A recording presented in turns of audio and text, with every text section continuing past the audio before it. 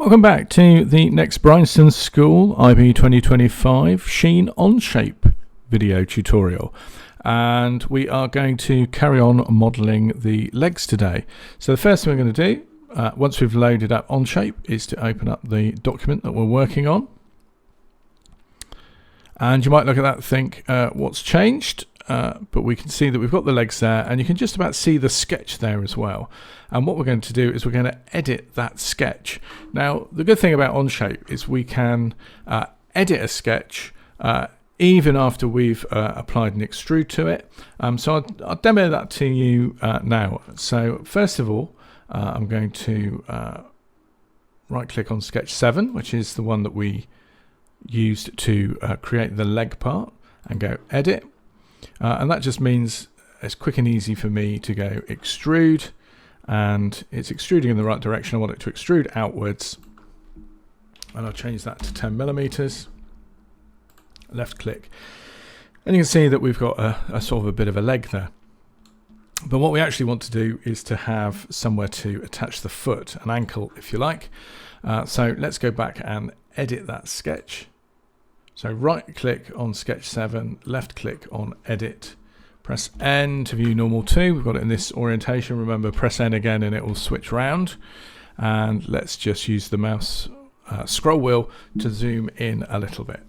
So the first thing we're going to do is create another construction line. So select the line tool, select the construction tool, and we're going to come down from the center of that arc and draw a construction line. Now we want that construction line to be 10 millimeters long. So use the dimension tool, left click on the line, we'll come over here out of the way, and we'll make that 10 millimeters. We're now going to use the line tool, and we're going to draw a line at a slight angle from the end of that construction line. And we're going to use the dimension tool now to dimension the angle of that line to the construction line, but we'll put the angle over here so it's out of the way, and we want that to be 75 degrees, 75. And we actually want that line to carry on this way as well, so we're going to add an extra bit to it in a moment. But first let's dimension that part of the line since we've got the dimension tool open. So left click on the line, and making sure the dimension tool stays the dimension line stays parallel with it, we're going to change that to 7.5.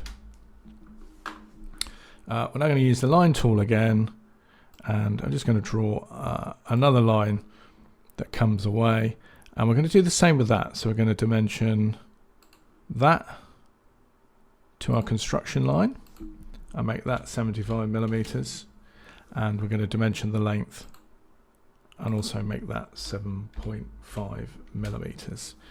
Finally, we're going to go back to our line tool. We're going to pick up the end of this line, go to the center of the circle, end of this line, and the center of the circle. When I say center of the circle, I mean this arc here. And you can see it's gone grey, so it will work, but I like to tidy up my sketches, so I'm going to use the trim tool to trim the two internal parts of the line and trim off that curve as well. And if I now zoom out, bring it around to the angle, and if I just left click to say that I've finished editing that sketch, the extrude will update, and we've now got a little point there that we can add our foot on. So let's do that. Let's add on the foot. So I'm going to spin this around so I can see the bottom of the foot. I'm going to hover over the foot till the edges are highlighted in orange, right click on that surface, left click on new sketch, and then press N.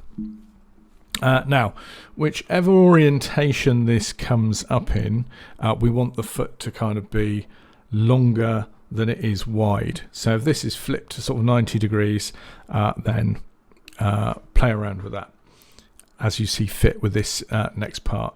I'm going to use a center rectangle, so I'm going to change the rectangle tool to a center point rectangle, and I'm going to zoom in a little bit, and I'm going to pick up on the middle of that line and the middle of that line, so I'm in the middle of that flat surface. Left click to place the center, drag it out, left click to place the sketch.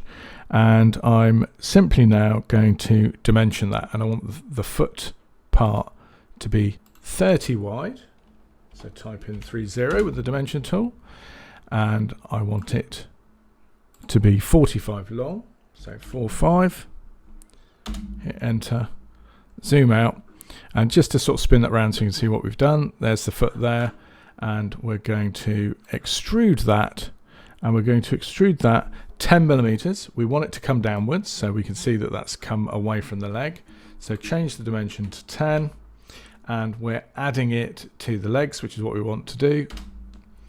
Hit return, left click to confirm, and then we're just going to again add to the bottom of that.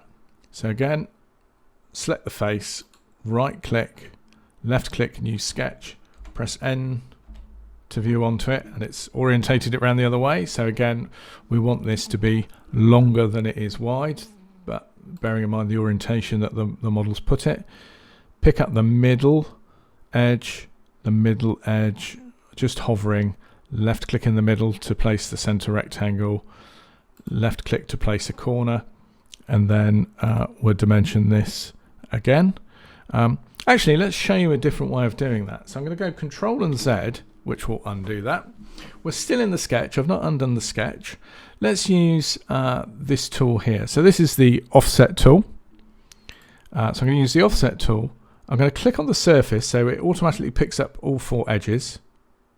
It's gone internally, so let's stretch it so it goes externally. Left click in clear space.